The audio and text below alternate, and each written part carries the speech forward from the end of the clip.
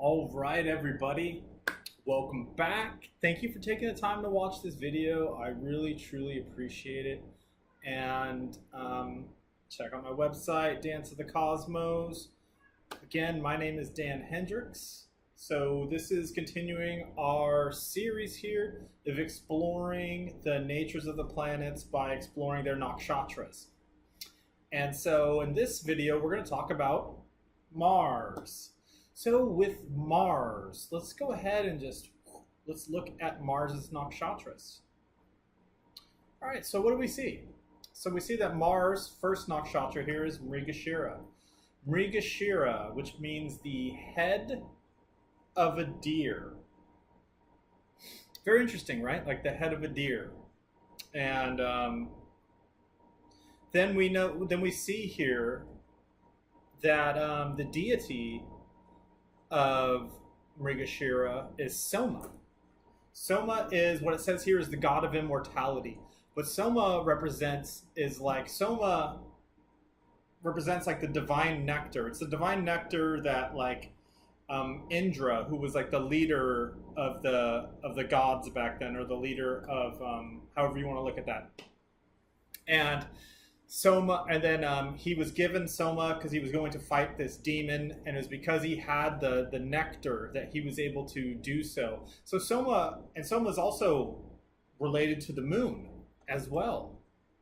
And so Soma is like the power to keep going, like that, the energizing power. And then we'll see here the Shakti power of Mrigasira is giving fulfillment. And the result of giving fulfillment is making the world enjoyable.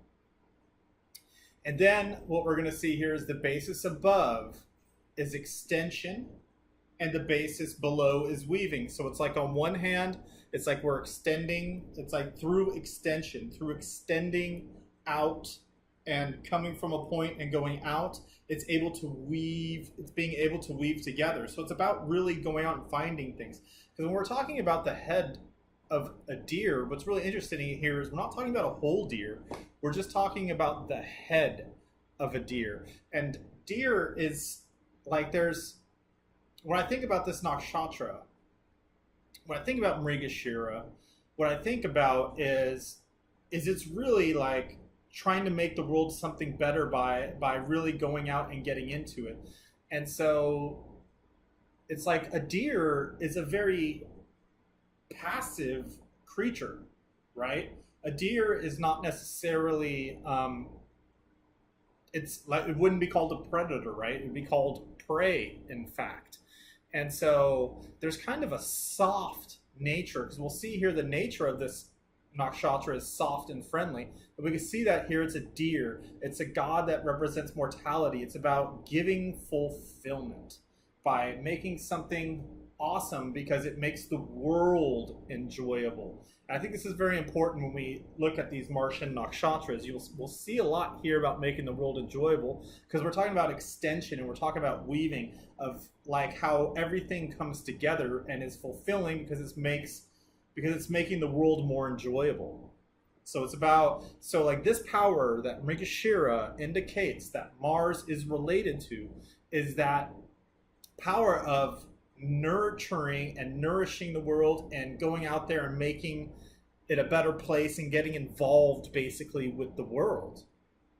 Because I think that's very important here, saying the world enjoyable.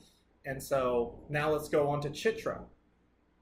Chitra, which is defined as bright, as distinguished, as something that is very visible to others, basically. And then we'll see here the deity is Vishvakarma, the divine architect. This is kind of represented like the divine architect, the power of the universe it's like the creative power of the universe to design everything and engineer basically the entire universe. And then we'll see here the Shakti power is to accumulate merit in life and gain, the result of accumulating merit in life is to gain honor in one's work. We'll see here the basis above is law and the basis below is truth. So on the one hand, we have the law and the way things are supposed to be done. Then on the other hand, we have truth, which is the way things are. So it's like it's like combining the way things are supposed to be and the way things are and making them work. And then we'll see here that law and truth, and we're talking about an engineer and we're talking about an architect, like that kind of nature of engineering and making the universe is like, because there's two things to look at: the law of the way that things work and the truth and the reality of the way things really are. And again, we're going to see that this is a soft and friendly nakshatra. And then when we look at the Shakti power, the Shakti, the energy field that is brought out by this nakshatra is that of the power to accumulate merit in life, right? What is merit? Merit is something good. It's like a good, noble, strong quality. Because remember, Chitra is bright, distinguished. And since we have that noble quality and we're known for being good, we gain honor in what it is that we do. Because this is very much what Chitra is giving Mars here. What Chitra is saying about Mars is this is very much about following the laws of the way that things operate. And by following those laws, we become a better person, basically. We show our strength of our character. It also gives Mars this idea of, since Mars follows the logical order and preset of the laws of the universe, the way that they've been engineered, Mars has that quality about it. And then when we come down here, finally, we come to Dhanishta, which is very rich, very swift. We're going to see here with this nakshatra. It's very rich and very swift is what Dhanishta means. And then it's Vasus, which it says here, the gods of light and abundance. When it comes to these deities, there's a lot of different interpretations. There's stuff that comes from the Rig Veda. There's later definitions and stuff that come from the Puranas. So it's always fascinating when I start researching these deities, the information that I come up with. So what I saw with the Vasus is the Vasus kind of represent like in a couple different instances, like the Vasus represent like 8 different kind of like characters or qualities, basically.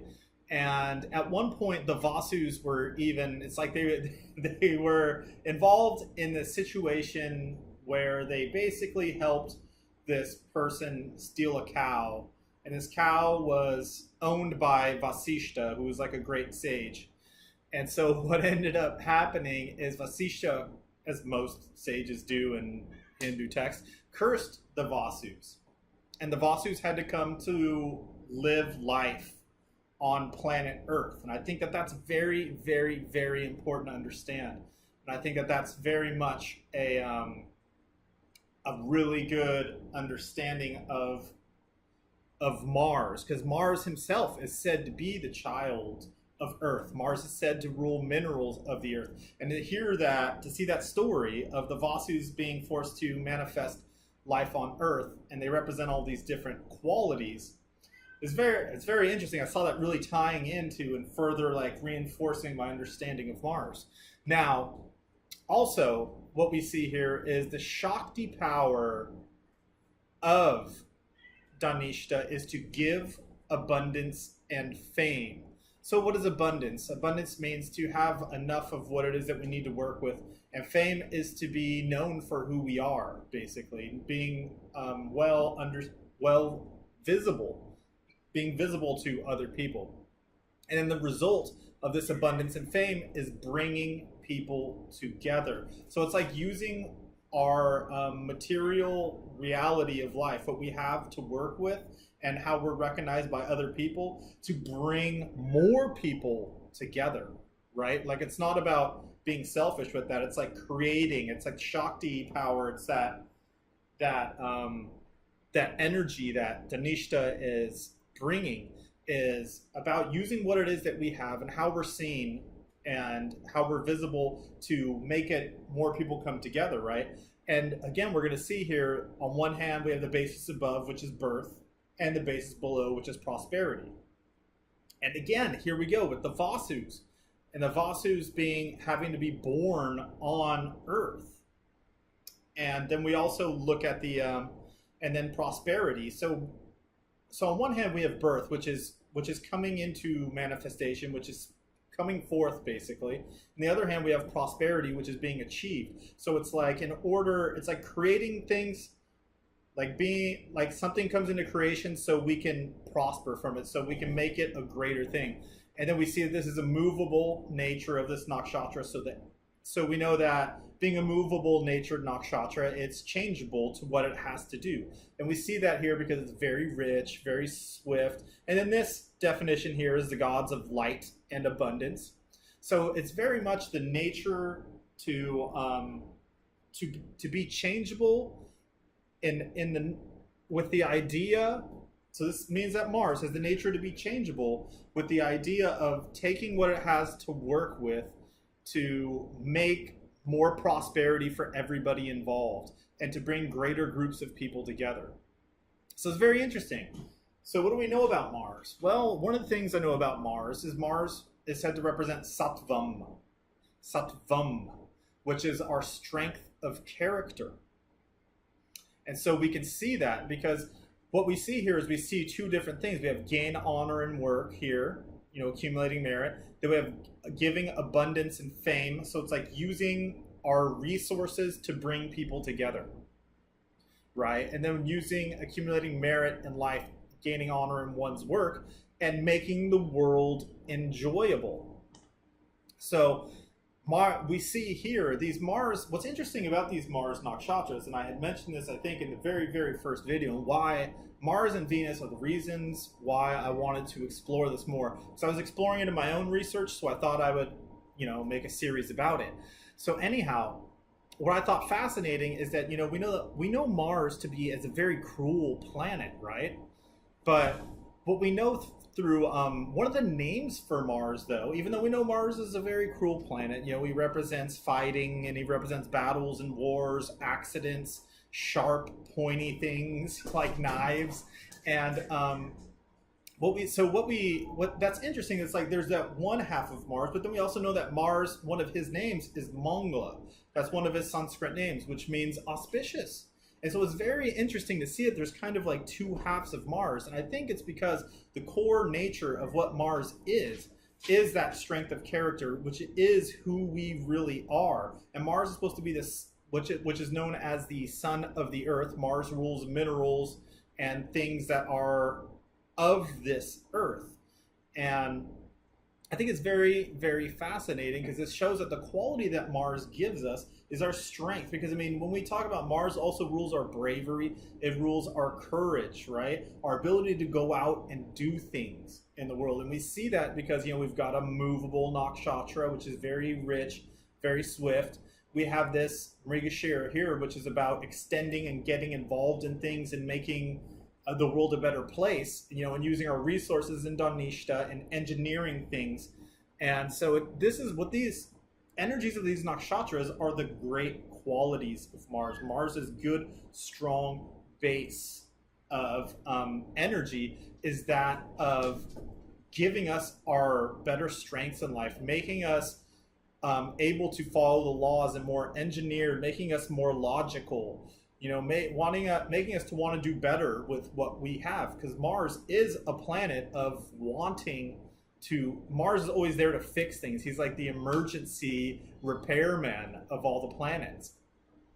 And the reason why Mars wants to do that is because he knows inside he wants to make this world a better place. So anyways, very fascinating discussion, I think, here on Mars. I've learned a lot by going through its nakshatras and learning about its deities and its Shakti powers. And always remember, there's a lot more qualities of these nakshatras that we could talk about, but it's a very extensive list, make for a longer video. But these make up the core of what the nakshatra represents. And so if you have anything to add to this, I recommend please add it to the comments below. Whether you agree or disagree, or you have some other stuff you'd like to bring to the table. I think that would be awesome. So thank you once again for watching this video, and namaste.